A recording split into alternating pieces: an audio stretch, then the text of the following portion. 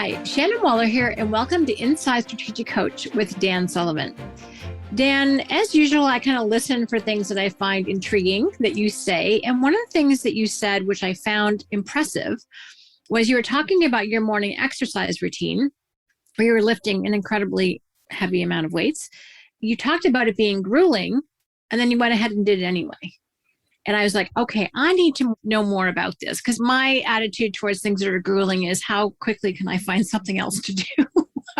So I wanted to get your take on it because, doing things that are physically hard, you have a reason and a meaning for it. And I thought that might be a really interesting kind of hack that a lot of our clients would be interested in knowing more about. So I'm sure you can set the context and tell the story better than I can, but I'd love to hear your thinking on why it's important to do hard physical things sometimes. Yeah, well, first of all, it's a lifetime thing because I started off, I was a farm boy in the 1940s and 1950s, and there was hard work, where you had to work long and it was demanding physically, so I was used to that. And my mother and father encouraged me, and my older siblings got into sports, and my favorite was football. And, football's a hard sport. It's violent. And not only that, but you have to be strong and you have to have strong muscles. You have to have strong bones. You have to have strong lungs. You have to have a strong heart. And that requires a lot of very, very hard work. So I got kind of used to it. I was in the military. I've done Outward Bound, but that's a long time behind me. I wasn't involved in any kind of activity that I just mentioned probably after 30 years old. And I'm 77 now. However, I am involved in what we do in coach and everything now that requires a tremendous amount of stamina. At 77, I do far more work, meaningful work, productive work and creative work than I certainly did 10 years ago, way more than I did 25 years ago. First of all, I love it. And the other thing is I love being dependent upon by my team. Mm-hmm. So when I was 75, and I said, when I'm 75, so I had 3 25-year periods behind me, I said, so I have a goal for age 100. And my goal for age 100 is that on the day that I'm 100 years old, I am just as strong physically as I am on my birthday when I'm 75. So next 25 years, I will maintain my present level of physical fitness and my overall strength. I have a trainer for 25 years. And I said, can I ask you a question? I said, what I just did today, can I do that 25 years from now? And he said, yes. And I said, how do you do it? He says, just do it every day between now and 25 years later. And I said, well, that's easy. And I should say here, I'm really good at habits. I have kind of a unpredictable mind, but if you spend any time with you, you'll notice that Dan just has a lot of things that he does habitually. I have really habitual approaches to my work life and to my personal life.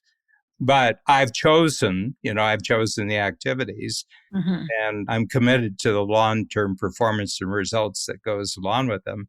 But the physical fitness and what I've heard from the people who are specializing in technological, medical, scientific breakthroughs as far as fitness and health goes, said that there's only 2 things that you have to do right now in preparation for some really great shortcuts and really great breakthroughs. And that is, you got to keep your muscles real strong, mm-hmm. and you have to keep your cardio real strong. Your muscles really protect you. I mean, muscles, having really, really strong muscles is a solution that creates 10 other solutions. It prevents 10 other problems. Right. And the other thing, cardio, just getting a lot of oxygen to your brain. So those are 2 things. And both of those require that you have a really strong heart. Both mm-hmm. strong muscles and strong cardio requires that you have a really strong heart.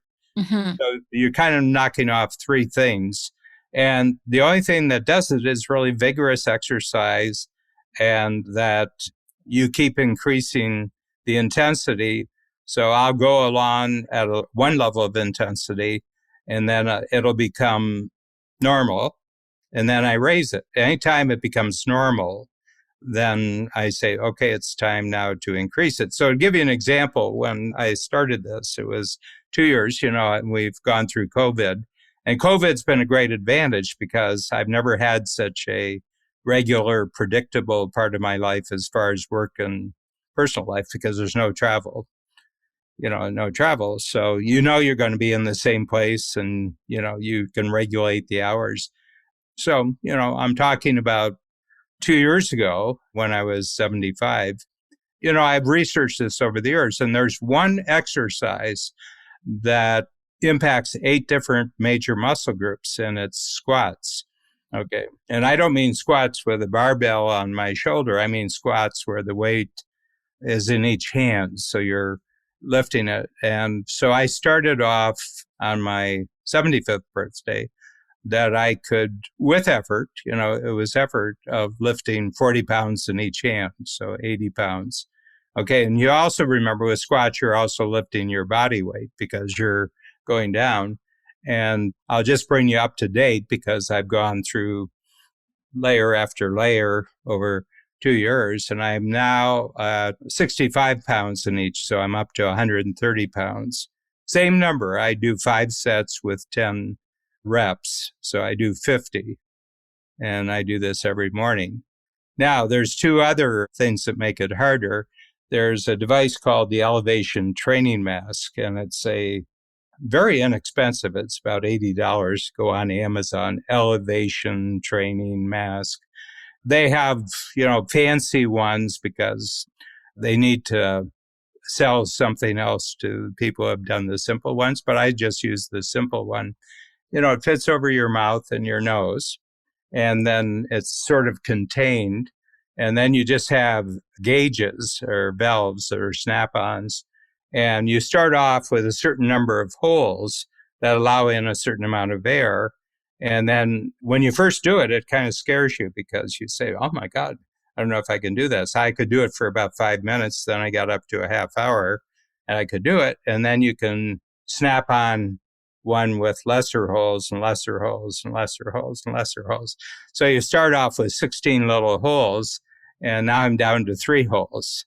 And I can do an hour. I can do an hour with this, and I'm breathing normally and everything.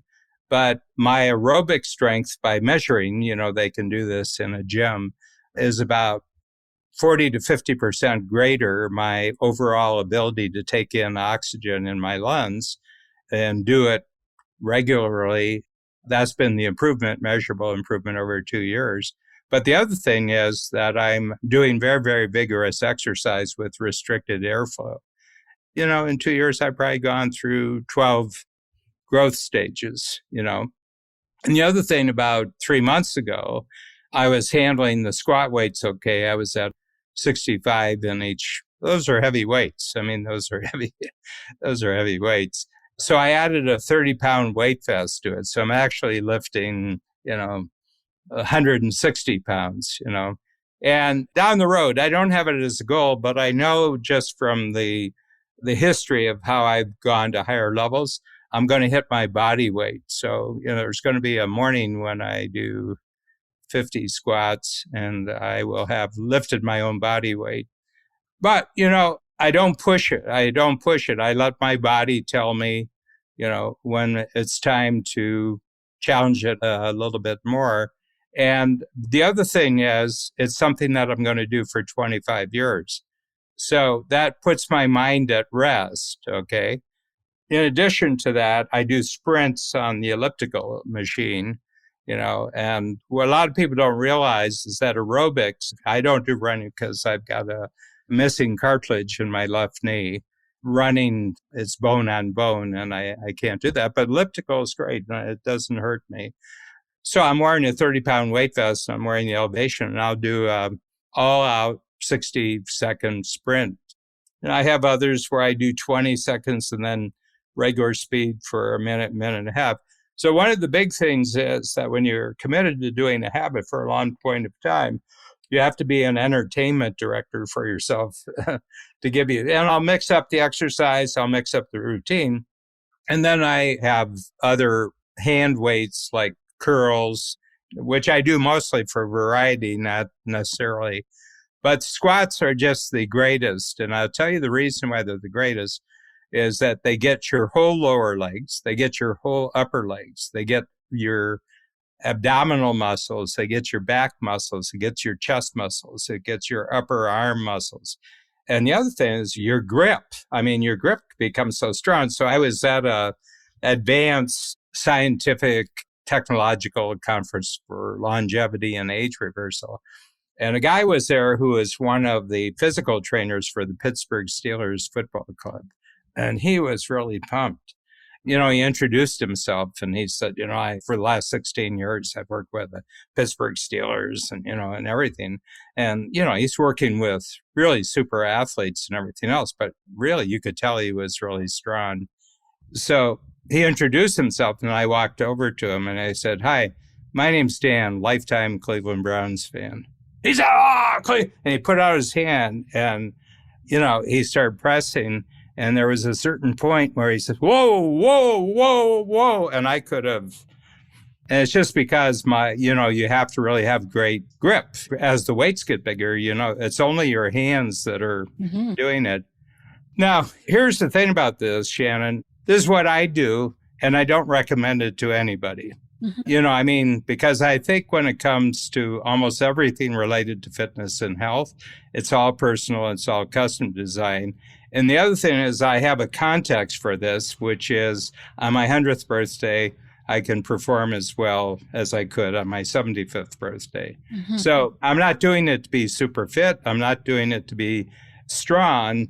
But my sense is that this is a routine that really, really supports my productivity goals, my creativity goals, and, you know, the fact that I can put in the hours, take on the activities, and be totally dependable to everybody. You don't have to worry about Dan. Dan will show up and Dan will perform. So I think that we make a mistake about physical exercise because we make it into a goal. It's not a goal for me. It's a means. That's a very interesting way to think about it, Dan. It's a means so that you can fulfill your goals and do all the things you want to do and be who you want to be and show up for your team that you want to show up. That is a profound way to think about it. It allows you, even when you know something's going to be grueling, you're like, okay, but that's okay because it serves a bigger purpose for you. Yeah. Well, and as someone who works with you and is on long-term projects with you, I'm really happy you're doing that. And I need to up my game. I want to be in the gym beside Dan working out at a hotel because he will outrun you, which is pretty fun. Yeah. And Shannon, you have enormous energy and you have enormous physical strength. And I said it isn't a concern until it's a concern. True. Yeah. So I don't tell people when you have to do this, but first of all, at 75, I was a great performer. So for the most part, you know, I was above average, you know, as entrepreneurs. But, you know, 75 is just base camp, you know, for what I have planned for the next year. And, you know, I'm going to require an upping of the game for my physical strength. You know, all the tests that I do, you know, they test heart strength, they test muscle, they test, and I'm off the charts. You know, people are so amazed. I can still see the look in this guy from the Pittsburgh Steelers. One is I was from these are two terrible enemies in sports. You know, these are the Steelers and the Browns, you know, and then he found out I was 77, he's like 45 or something. And he thought, you know, I was going to say uncle and everything. And then I just started applying the pressure, you know. One is he wasn't expecting it. Yeah. But, you know, it's one of those little wins that, you know, there are some fun byproducts as a result of being stronger than people anticipate.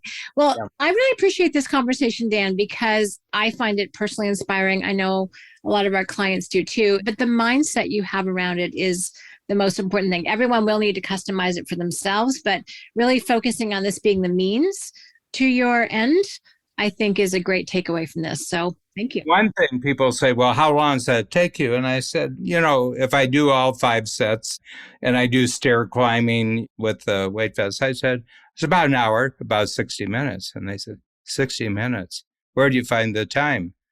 And I said, well, you make whatever time's necessary. Mm-hmm. I said, it's the wrong question. Where do you find the time? You'd never find the time. The activity demands the time. So you rearrange your other schedule to accommodate that. They said, what's your reading? You're doing this, with restricted breathing and your heart rate. And I said, some days, I'll do an hour and the average heart rate's 145, 150. And they said, how do you do that? I said, my heart's used to it. I love it. Again, I just find it fascinating. And I'm glad you're doing that because I want to be hanging out with you for a long time, Dan. Yeah. I don't want to be a topic of discussion. That's a really great point. Yeah. Only for the other things do you want to be a topic for discussion. Yeah. Great. Well, thank you, Dan. I really appreciate your outlining what you do, your weights and your routine, because that's what works for you, but also how you think about it is incredibly useful. Thank you. Mm-hmm. Thank you, Shannon.